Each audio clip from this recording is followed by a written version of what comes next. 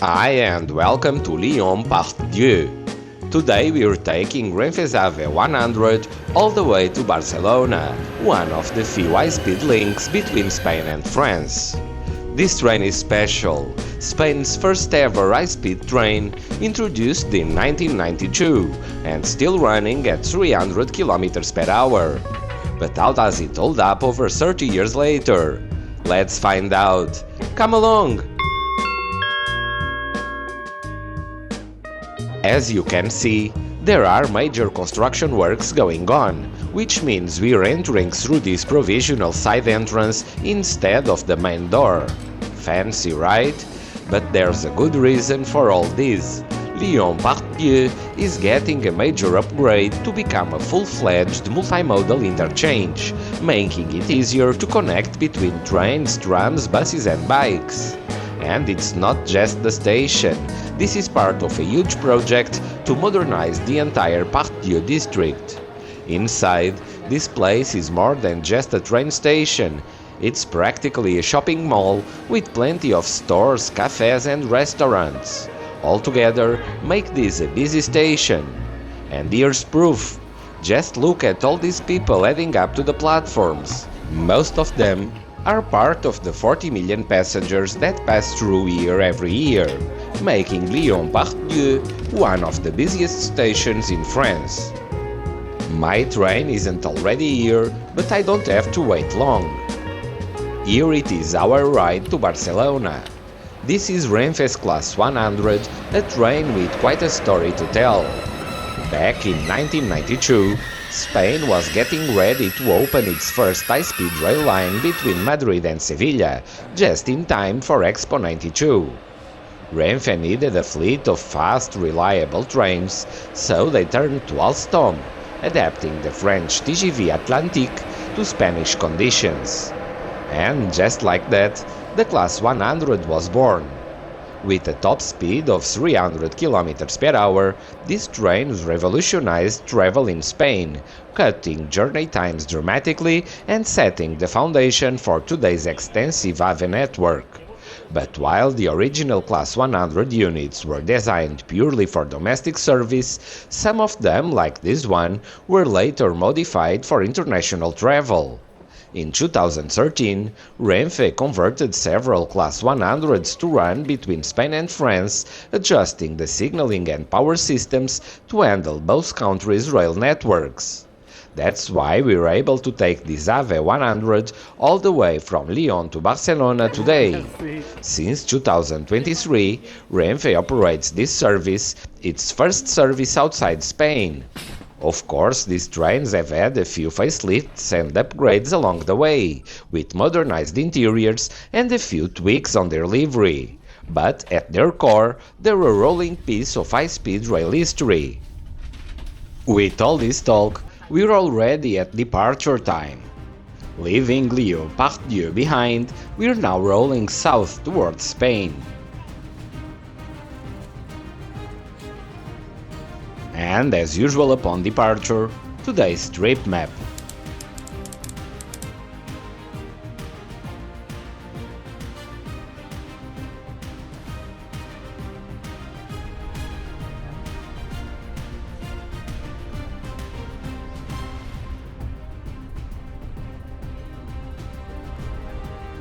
Not long after leaving Lyon, we reached the Saint-Quentin-Fallavier junction and joined the Rhône-Alpes high-speed line.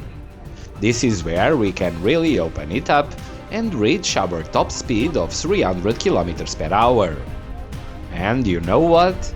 It's the perfect time for me to stretch my legs, take a little walk around the train and show you some of the amenities we've got on board.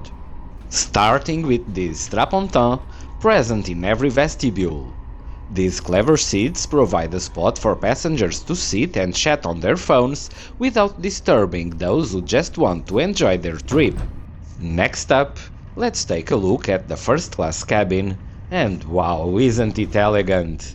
The seats are a gorgeous burgundy offering both style and comfort for a smooth ride. Let me show you my seat and you'll see just how spacious and well designed it is. I can assure you it's extremely comfortable.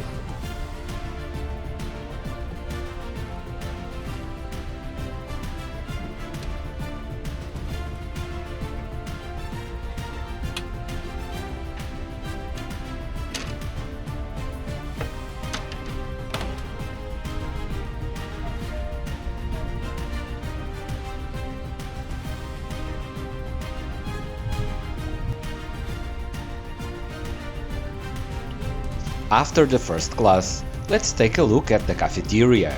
Hard to believe this space is 30 years old, with countless passengers having their meals here over the decades. And of course, I'm no exception.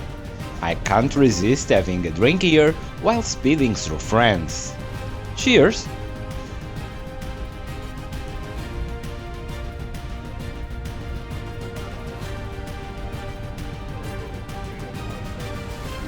About an hour and a half into the trip, we arrive in Nîmes.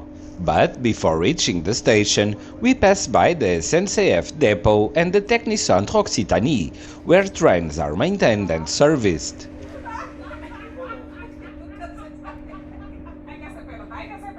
Now on to the city itself.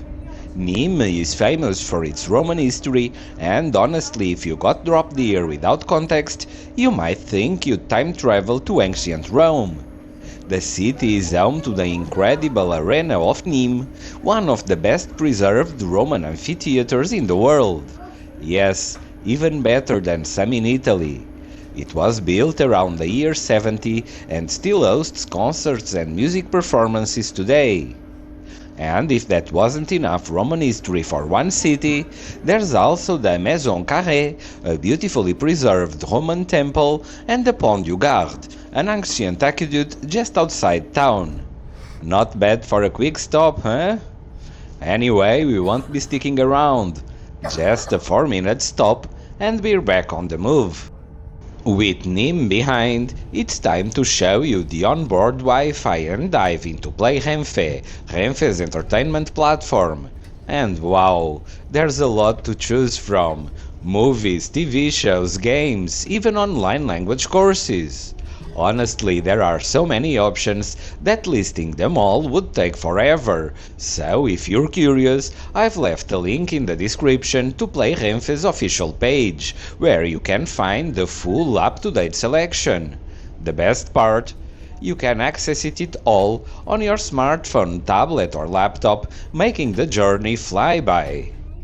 I may have gotten a little too lost in the PlayRenfe app because, before I know it, we're already at our next stop, Montpellier-Saint-Roch.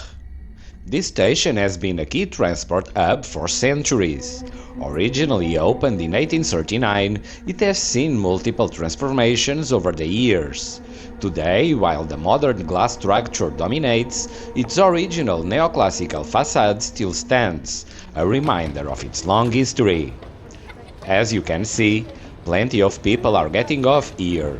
This train isn't just for international travel, it's also popular for journeys within France. A high-speed train between Lyon and Montpellier? Why not? But we're not stopping for long. The doors close, and we're off again.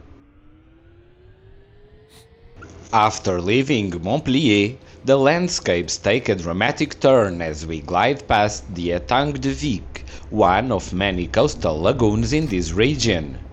These étangs, or inland lagoons, stretch all along the Mediterranean coast, separated from the open sea by thin strips of land. They create unique ecosystems home to all kinds of wildlife, including, yes, flamingos. I wasn't lucky enough to see them on this trip. We'll be passing several more of these étangs in the next few minutes, a reminder that this part of France has as much nature as it does high-speed trains. And honestly, with views like this, who needs onboard entertainment? I leave you to enjoy this stunning scenery of the south of France in peace. I'll be back in a minute, just before we arrive in Perpignan. Sit back and enjoy.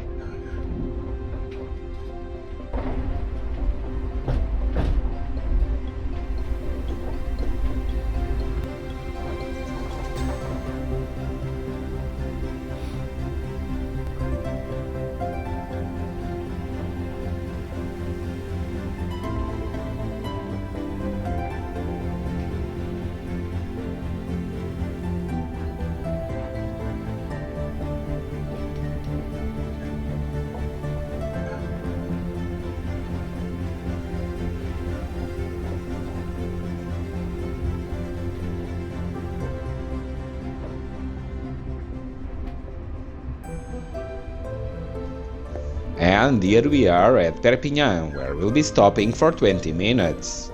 Plenty of time to stretch our legs and take in the action. Passengers are getting off and onto other trains, while we get a glimpse of some different connections. Just arriving, we can see the AVE 100 from Madrid to Marseille. Pretty cool to see the same train family traveling between Spain and France in a French station, side by side. This service via Barcelona, Montpellier and Avignon has been running since July 2023. It was a major step in connecting Spain and France via high-speed rail, cutting the travel time between the two cities to around 8 hours. RENFE expects to add a third international connection, this one to Toulouse, starting on April 2025, also using these venerable AVE 100s.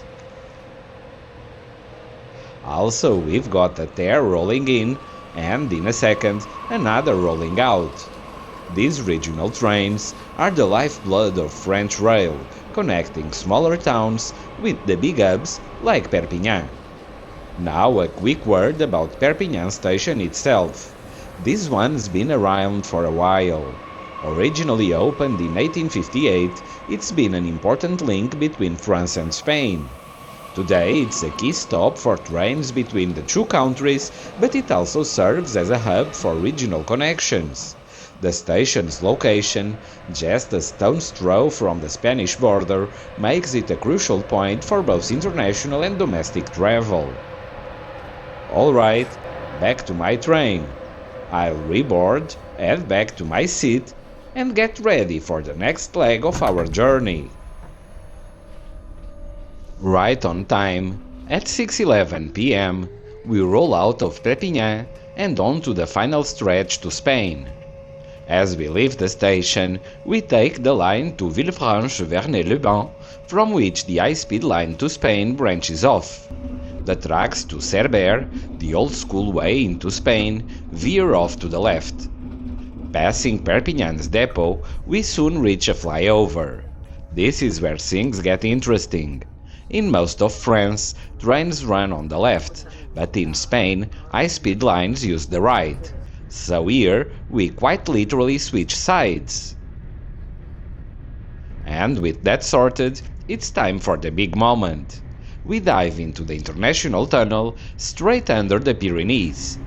While we're cruising through the tunnel, let's take a quick look at the second-class accommodations. I didn't get the chance earlier because the train was packed, but here they are. Comfortable, spacious, and overall, a pretty nice way to travel.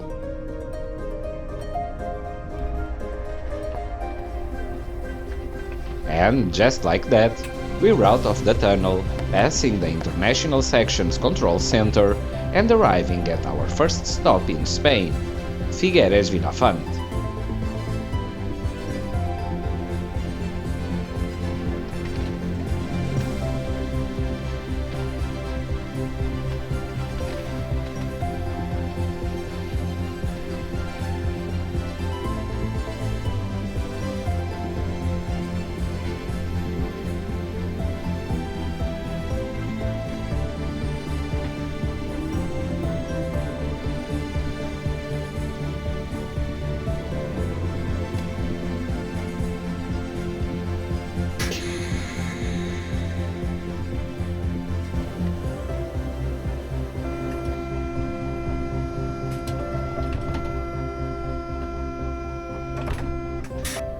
After the quick pause at Figueres-Vilafant, bathed in the last light of the day, we entered the last leg before arriving in Barcelona-Sants. The daylight fades and soon the bright lights of Barcelona will welcome us and our trustworthy AVE 100. And here we are, Barcelona-Sants, the final stop on this journey. But before we say goodbye, let's step off and take one last look at our train while I share my thoughts on the trip. What a fantastic trip! The ride quality is just as smooth as I remember from years ago. Despite being over 30 years old, this train still delivers comfort and a great experience for its passengers. The interiors, elegant and stylish, adding to the overall excellent vibe of the journey. The service, RENFE as usual, perfect. As we say goodbye to our AVE 100, I want to thank you for joining me all the way to the end. If you enjoyed this video, please don't forget to like, subscribe and share it with your friends. It really helps the channel and allows me to keep making more train videos, always with a mix of history and technology. Thanks for watching, and I look forward to seeing you next week.